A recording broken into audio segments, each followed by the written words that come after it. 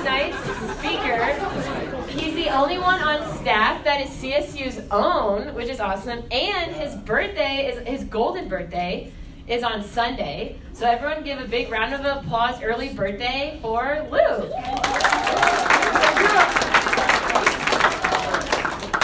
What's up, everyone? As Alex just said, my name is Luke, and I went to CSU, graduated last May. I wish I knew that was going to be the question. I would have put a picture of, it's not actually my pet or my dog, but my mom's dog. It's a Alaskan Malamute, or she is. Her name is Gracie. She's enormous. She looks like a wolf, but she's also crazy. And so she looks cute in a picture, but we actually call her Crazy more than we call her Gracie. Anyways, man, a few years ago, I went to this thing called Kaleo. And at Kaleo, you do this thing where you get a job.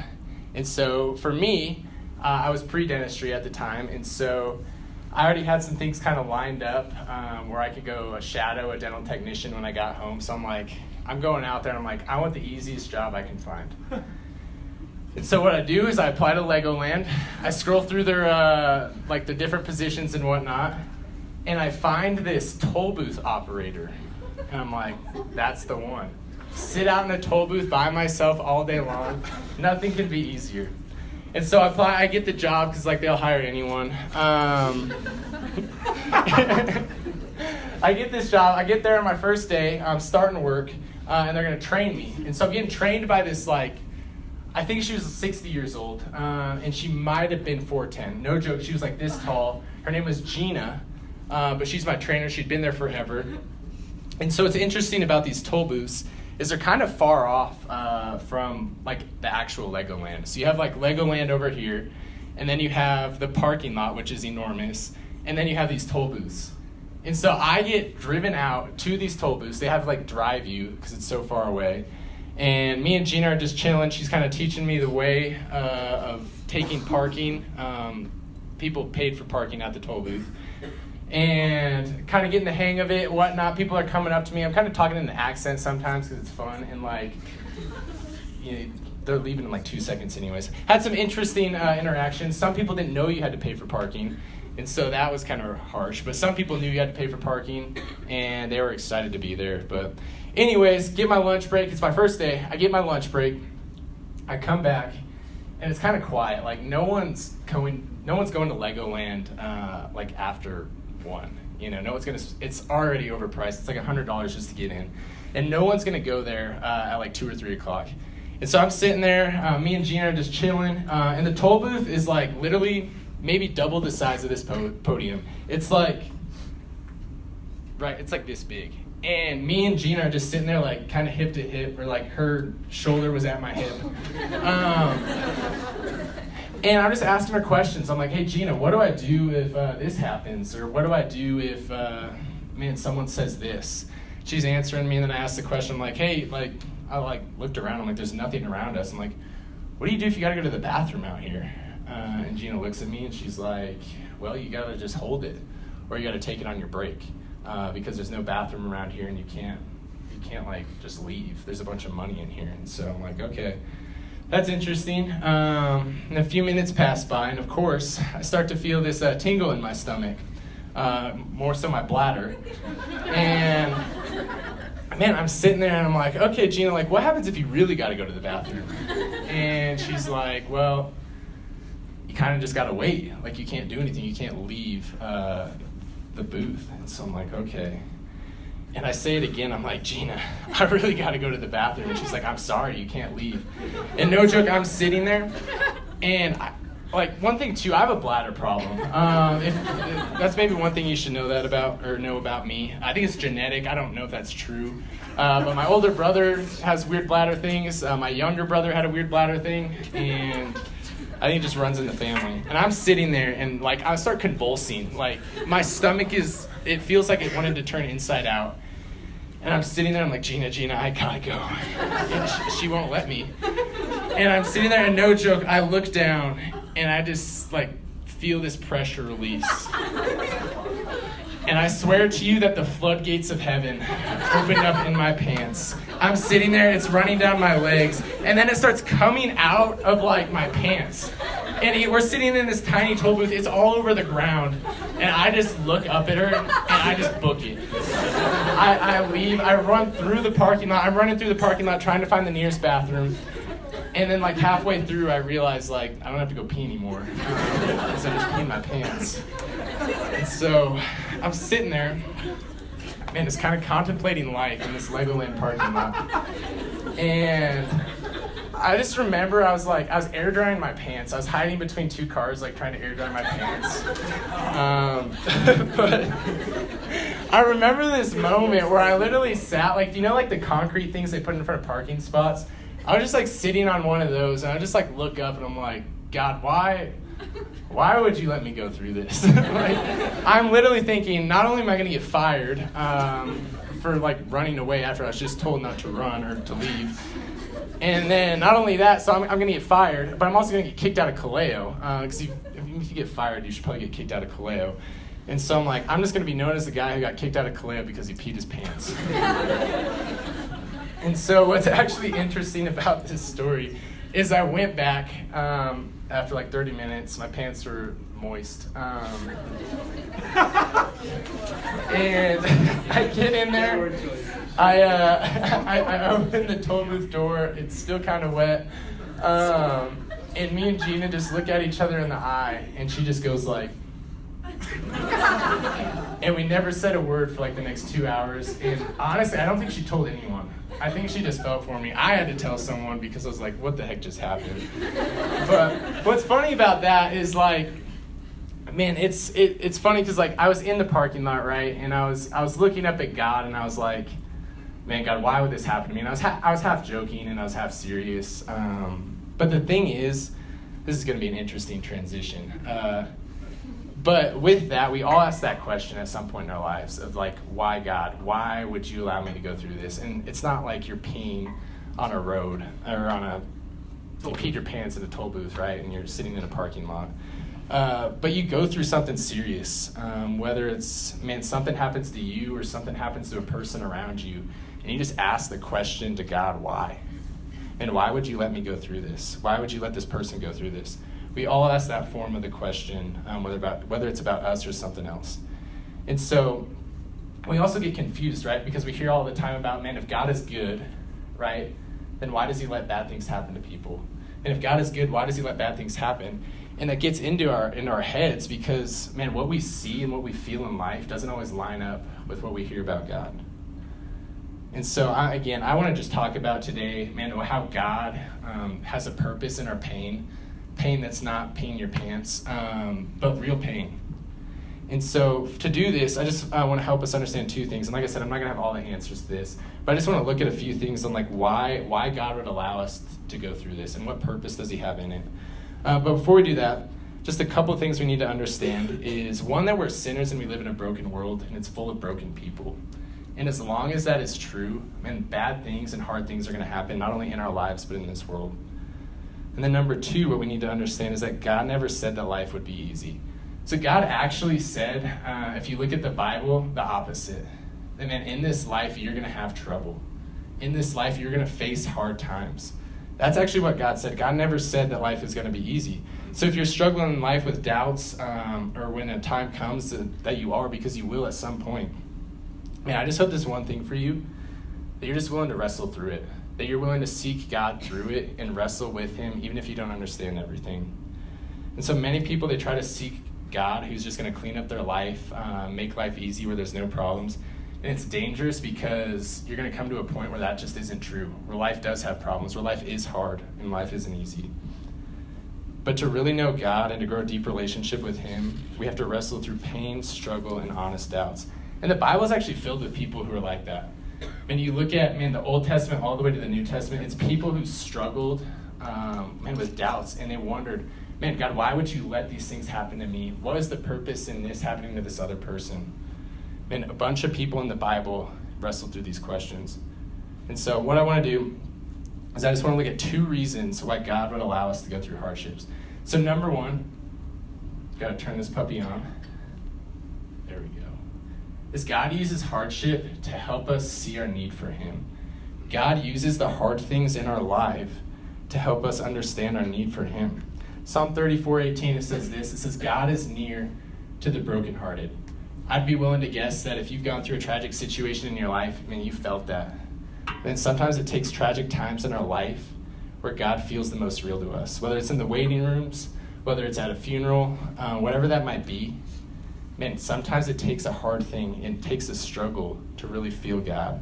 It's usually in our deepest time of need that God meets us, comforts us, and lifts us to a place where healing can begin.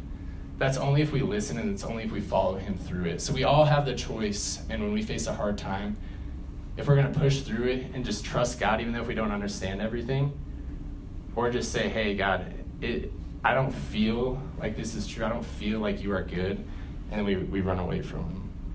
And so you have a decision, and it's a hard one. There's a man named Inky Johnson. I've become kind of familiar with him this past year. He's from Atlanta, and what's interesting about him is his mom had him when he was 15 years old. He grew up in He grew up in Atlanta. And he grew up in a 2-bedroom home with 14 people. He shared a room with 12 of his cousins and siblings. And one time a week, he'd get to share the bed with 4 other people. And so the thing about Inky is he's a gifted football player. He got a full-ride scholarship to Tennessee, where he'd play defensive back. And he started to see some success. He started to perform really well. He started on special teams his freshman year. He started at corner his sophomore year. And then his junior year, he's actually projected as one of the best cornerbacks in the NFL. And on top of that, he was projected a first-round draft pick. And so Inky, all he had to do, again, I don't know how someone comes up with the name Inky. That's interesting to me. But that's what his parents came up with. Inky, he gets to his senior year, or his junior year, which was his last year of school, because when you're good at football, you only have to be there for 3 years, and then you go to the NFL. I think it's 3 years, right, Judd? Yeah. Judd will be in the NFL too. But he's in his last year, and he says, hey, if I can just get through this season, I'm going to be a multi-millionaire. And he said his one goal was he just wanted to give his family the life that they never had. He just wanted to get his family out of the place where they were living. Buy them a house where they weren't all sharing their beds together, weren't sharing their beds together. He said his first time ever sleeping in a bed alone was on his recruiting visit to Tennessee. And so Inky's doing all this. He's working hard. He's trying to, just be the best football player he can be. And on a game that really didn't matter, they were up 17-0, and it's the last 2 minutes of the game. And Inky just went up and made a routine tackle on a guy, but this tackle was different. So Inky, he makes a tackle. His teammates run over to him, and they're like, Inky, great tackle, man. Let's get up, let's roll. And Inky's like, I can't get up, I can't move. And so what they do is they take him, they put him on a stretcher, they take him to the hospital real quick, and they run some tests on him. And then the doctors rush back in and say, hey, Inky, we got to do surgery on you right now. You're about to die. You just ruptured your subclavian artery in your chest.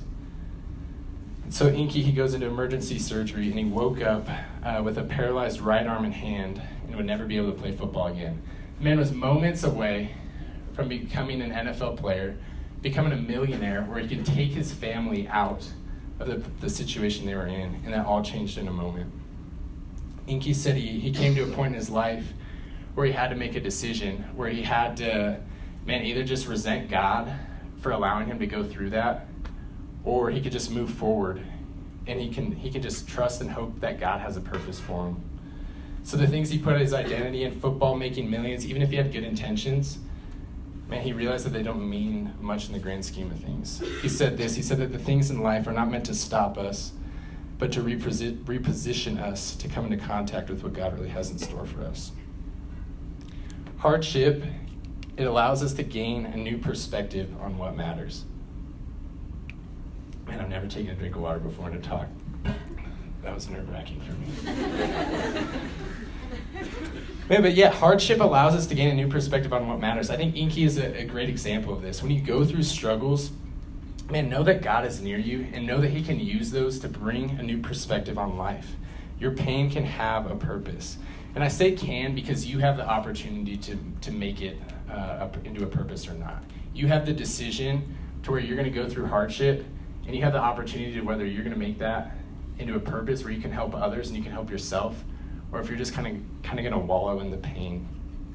So number 2, why God allows us to go through hardship is that he uses it to grow us. He uses it in our lives to grow us. Maybe you've heard the term no pain, no gain. It's true in the weight room. It's true in life.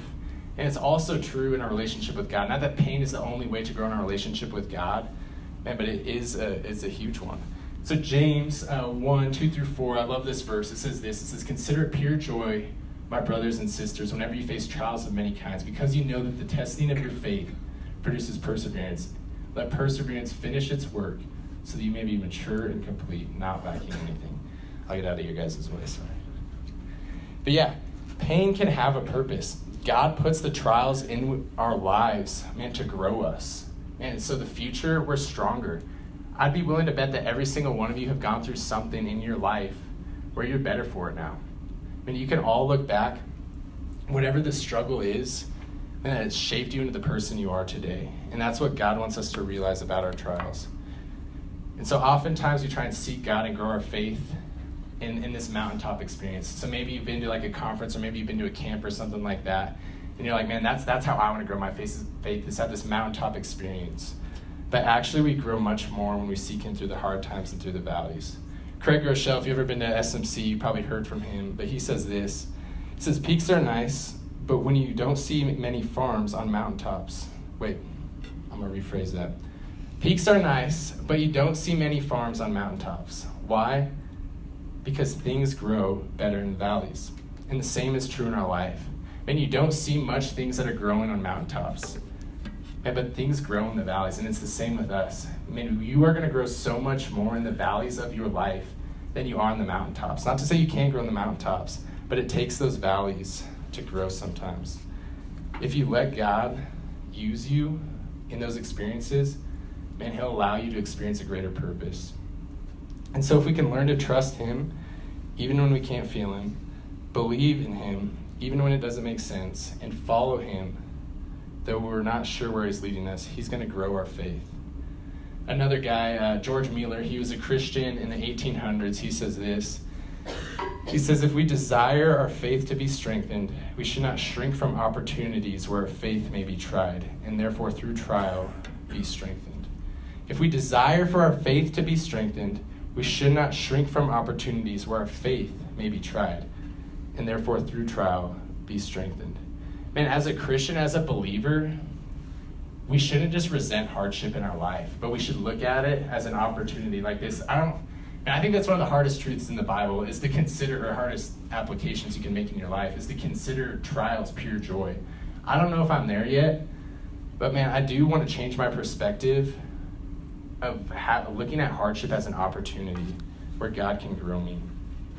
And so I actually just want to call up Sampson right now and kind of have him share his story about how a hardship in his life drew him closer to God. So everyone give it up for Sampson real quick.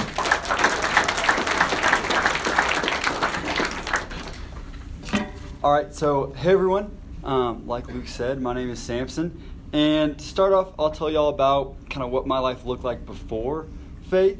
I grew up in a Christian family. I'm very blessed by that. Grew up, like I said, Christian family. I went to Christian high school. And I really called myself a Christian, but I wouldn't say I lived out what, a Christian life should be like. I didn't put Christ first in my life.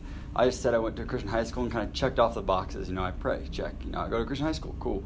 And I did have some hardships growing up. But really when I came to faith was right after I graduated high school. I was working construction with the high school that I graduated from, making $10 an hour. Didn't really care what I did. I was just trying to make some money. And I showed up to work, and they had me get on the roof of the school to remove old roofing material. And like I said, I was just trying to make money, so I jumped up there. And next thing I know I was removing old roofing material, and some of the roofing material I was pulling on busted free. I took one step back and went over the edge. And I fell 30 feet to the concrete and landed on the left side of my face and head. So, of course, my family was called instantly. When the paramedic got my call, he prepped the body bag. When he got to the scene, he brought the body bag out, and he was surprised I was breathing. They rushed me to the ER, and when I got to the ER, they put an organ bank on standby, so things were not looking good. My family was told, obviously, to get to the hospital as fast as possible, and when they got to the hospital, they actually had to sit down with the chaplain before they could even see me, and the chaplain pretty much was like, get ready to say goodbye to your son, it's not looking good. So it was a long road after that. I'm very thankful to be here. The first 3 days in the ICU were hit or miss. We didn't know if I was going to survive or not.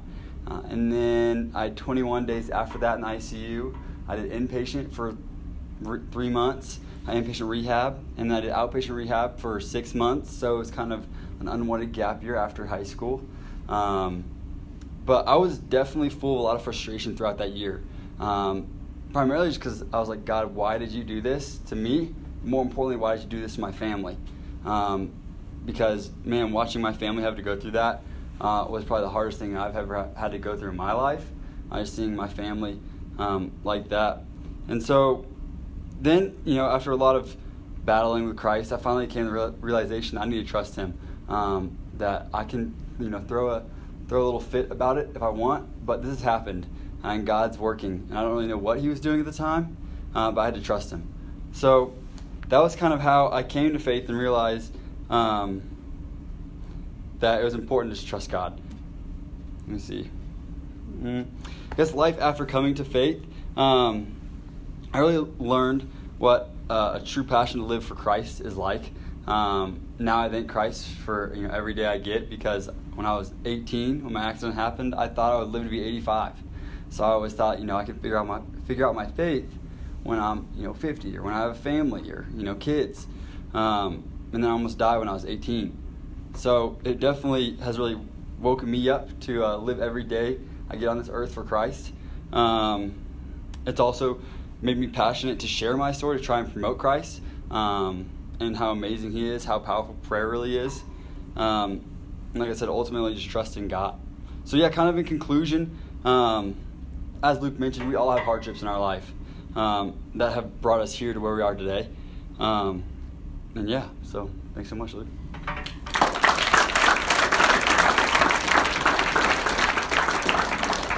So Sampson briefly mentioned this, but one of the things I love about him is he used that thing in his life to now he uses that to uplift God. Now he uses that to show other people, man, that hardships can happen, but you can trust God through it. He actually has a job that you're like self-employed, aren't you, in like doing this? But he goes around to other construction businesses and kind of just shares his story.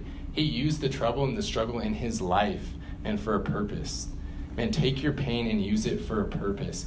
You have gone through unique things in your life where you can go into someone else's life and relate with them in a different way that no one else can, and speak to them and encourage them in a way that no one else will. Man, you can use the things that have happened to you, man, to help others. Take your pain and use it for a purpose. Lastly, I just want to close off with this, that if anyone could claim that life isn't fair, it's actually Jesus. And so Jesus, he loved the unlovable, he healed the hurting, and he cared for the outcasts. He was God who came down from heaven so he could pay the price for our sins, for your sins. Man, ultimately so that we could be in a place with him forever, where there is no longer pain. Isaiah 53:5, it says this, it says, but he was pierced for our transgressions. He was crushed for our iniquities. The punishment that brought us peace was on him, and it is by his wounds that we are healed. Man, so if you're going through a hard time in your life, man, and you're asking the question of why, God, would you allow this to happen to me? Understand that Jesus knows exactly what you're going through, that Jesus didn't deserve to die on the cross. And so when we ask those questions on why would God let this happen to us or to other people, we should also ask the question of how Jesus could love you so much that he would take on the hell that you and I deserve so that one day we can be in the heaven that we don't. In one verse, again, we're still going to go through really hard times in our life, but one verse that actually really helped me, it's not going to be up on the screen. Oh, no, not that. Man, my mom got diagnosed with brain cancer earlier I guess it would have been the summer. And although I don't know why she did get diagnosed, and I still don't know that, man, there's a verse that really helped me kind of just process through it. It's Isaiah 55, 8-9. And it says, "For my thoughts are not your thoughts." This is God speaking to us. It says, "For my thoughts are not your thoughts, neither are my ways your ways, declares the Lord. As high as the heavens are above the earth, so my ways are higher than your ways, and my thoughts higher than your thoughts." So you might be asking, what does this have to do with anything? But it helps me. It really helps me just have perspective. Man, that I'm human and God is God. That I don't necessarily have to understand everything, and I don't need to understand everything. And that God has a purpose, and I only have a limited perspective on the big picture. And so with that, I just want to go through some applications that we can do to just fight through this. Man, I'd say journal your prayers and your struggles.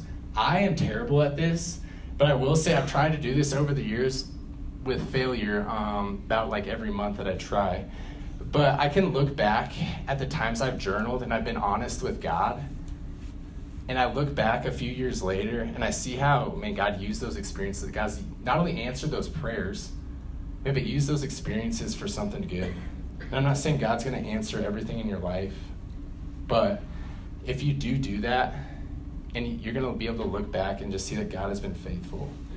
Then number 2, it's pretty straightforward. Man, just take some time to remember that you're human and God is God. Like I said earlier, man, we are small and we don't see the big picture all the time. And we forget this. It's so easy to forget this because we want to put God in a box where we just understand him. And so like I said earlier, God might not answer everything, but it would benefit us to just remember that there's so much more going on than we can see or understand from our limited perspective. We're seeing only a tiny sliver of a much bigger story. So I'm just going to pray for us and welcome Alex back up. But yeah. God, I just want to thank you. God, I want to thank you for this room, and God, just how you have, man, used us in unique ways, God, and you've allowed us to experience many different things. God, I just pray that you would help us and give us the strength to use that for a purpose. Man, God, that we would, God, just trust you through the tough times. God, take our questions to you because you're big enough to handle it. God, I pray that you'd comfort us in our time of need, that we'd understand that you're close to us, whether we're going through a hard time or whether we're not. But yeah, God, just help us to draw near to you in the struggles, and help us use our struggles ultimately for your good. Amen. Y'all give it up for Luke. That was awesome. So I've talked about it before, but CSU StuMo's 9-week summer program in San Diego, and you grow in your faith a ton, and we have a lot of fun. And I don't have a video this week, but my friend Emily has never been to CSU before, but she's going this summer, and so I wanted her to share why she's going. So give it up for Emily. Hi, y'all. I'm Emily. I'm a freshman in Chi Omega, and I'm going to CSU for the first time this summer. So I'm going to take it back to I'm in my mom's womb. And I'm in my mom's womb. My parents are amazing, godly people. And I was birthed loving Jesus, born in a Christian family, church going every Sunday. And my whole life, I always felt like there was this phase of God that I could never reach, if that makes sense. I always felt like there was this place I wanted to be with God, but I just couldn't get there. I was praying, reading my Bible, talking to people about it. I just wasn't happening. So now we're going to fast forward, and I'm shopping at Nordstrom Rack with my good pal, friend, mentor lady, and don't really know what to call her. And she started telling me about this cool thing called CSU. And my very first reaction was, nope, thank you, but I'm good. My boyfriend goes to Clemson in South Carolina. We've been doing long distance since like my junior year of high school. I also do long distance with my family. They live in Germany. So I was just super looking forward to my summer and just not doing long distance, just working, chilling out in Fort Collins. But then the more Alex told me about CSU, I was like hook, line, and sinker. I knew I was going. I wanted to go so badly. I called Connor, I called my mom, I called my grandma, I called everyone I knew to tell about CSU. And I called my mom, and she shot me down faster than I could say hello. And my dreams were literally crushed. Called Sydney, I called Sydney. I was literally so sad. I was like crying. It was terrible. We bonded over crying. Good experience. But then once I asked my mom, I was like, hey, can we call again so I can talk to you again about Kaleo? I'm so passionate about this. I really want to do this. So she was like, fine, whatever, Emily, like talk. So I called her and I was like, Mom, this is a once in a lifetime opportunity. You'll probably never have an experience like this again after college. I want to grow with Jesus like I have never had before because nothing on this earth matters. The only thing on this earth that matters is your faith and then who you bring along with you to heaven. And I wanted the tools that Kaleo could give me to do that. I always thought I was so good at sharing the gospel. My freshman year or first semester taught me otherwise. Tried telling a few friends about Jesus and it sunk. It went so bad, like terrible, so bad. And I knew that Kaleo really teaches you how to disciple and how to share the gospel just to other college students. So yeah, that's why I'm going to Kaleo. That's why you should too. And you get to hang out with me all summer. So yeah. Yes,